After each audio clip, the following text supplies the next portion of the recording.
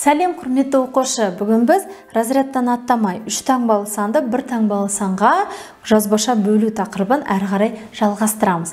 Сабағымыздың мақсаты 3 таңбалы санды 1 таңбалы санға бөлесің. Жиындарды қара. Ал енді А жиыны және Б жиыны. Бұл қандай диаграмма?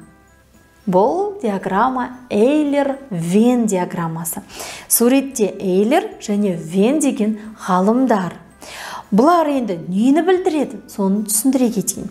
Қараймыз, А жиыны және де Б жиыны. Қалай ойлайсың? А жиыны нені білдіреді? Б жиыны нені білдіреді? А жиында барлық фигуралар қызыл түсті екен. Ал Б жиында әр түрлі түстер, бірақ барлығы тік төртбұрыш екен. Бірақ мына ортасындағы мына фигураға қара. Оның түсі қызыл және де төртбұрыш. Яғни екі жиынға ортақ белгілері бар, ортақ элементті біз ортасына жасады екенбіз. Екінші тапсырма. Тура теңдіктер мен теңсіздіктер құр дейді. Тура теңдіктер дегеніміз тең, ал теңсіздік дегеніміз артық және кем белгілермен белгіленеді. Яғни бұл салыстыру деген сөз. Салыстырамыз. 45 көбейту 3. Ойша көбейтейік. 135. 200-ден 65-ті азайтсақ, 135. Бұл тең болады. Яғни мына бірінші салыстыруды теңдіктердің қатарына қосасың. Ал теңсіздіктерді тауып шық. Олар міндетті түрде артық немесе кем болуы мүмкін. Яғни олар тең емес деген сөз. Үшінші тапсырма. Есепте. 32 көбейту 2. Ал көбейтуді еске түсіреміз. Бірліктен бастаймыз. 2-ні 2-ке көбейтсек 4. 2-ні 3-ке көбейтсек 6. Мәні 64. Келесі бөлу. 64 бөлу 2. Ал бөлген кезде үлкен разрядтан бастаймыз. Бұл жерде 6 ондық. 6 ондықты 2-ге бөлсек 3. Тексереміз. 3-ті 2-ге көбейтіп 6 жазамыз. 0. Келесі 4-ті түсіреміз. 4-ті 2-ге бөлсек 2. Тексереміз. 2-ні 2-ге көбейтсек 4. Міне 0 шыққанша шығардық. Яғни мәні 32 деген сөз. Келесі Ә нұсқасында бізде азайту мен қосу берілген. Бұл тапсырма өте жеңіл. Сондықтан баған түрінде есептеп мәндерін тауып шық. Төртінші тапсырма салыстыр. Өлшем бірліктерді салыстыру керек. 19 мм 2 сантиметр. Енді не істейміз? Бізде екі нұсқа бар. Біріншісі іріні ұсаққа айналдыру, немесе ұсақты іріге. Ал енді бізде мына жерде миллиметр, ал мына жерде сантиметр. Сантиметрді миллиметрге айналдырған ыңғайлы болып тұр.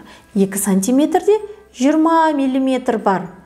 Яғни бұл 19 миллиметр 2 сантиметрден кем. Балалар, кейбір оқушылар тек санына қарап салыстыру белгісін қоя салады. Жоқ, егер өлшем бірліктер кездесіп жатса, міндетті түрде оларды бір өлшем бірлікке келтіріп ал.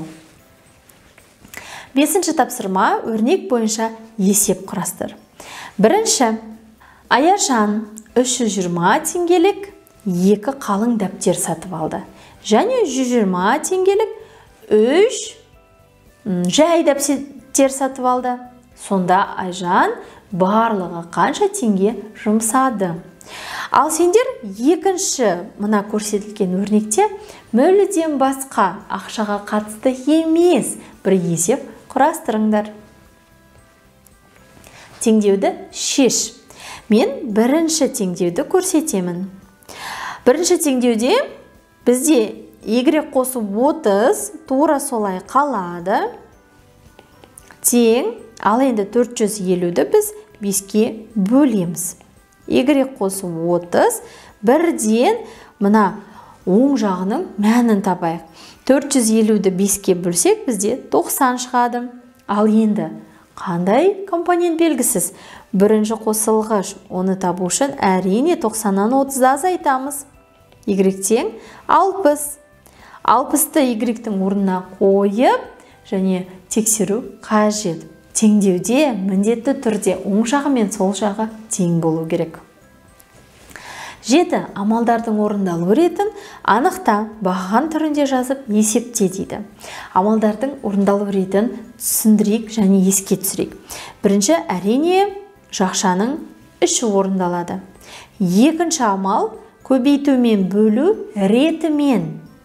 Үшінші, қосу мен азайту ретімен. Егер мысалы азайту бірінші кездесіп жатса, онда әрине азайту деген сөз. Түсінікті деп ойлаймын. Баған түрінде шығарып мәндерін тауып шық. Осымен бүгінгі сабақ аяқталды. Келесі сабақта кездескенше.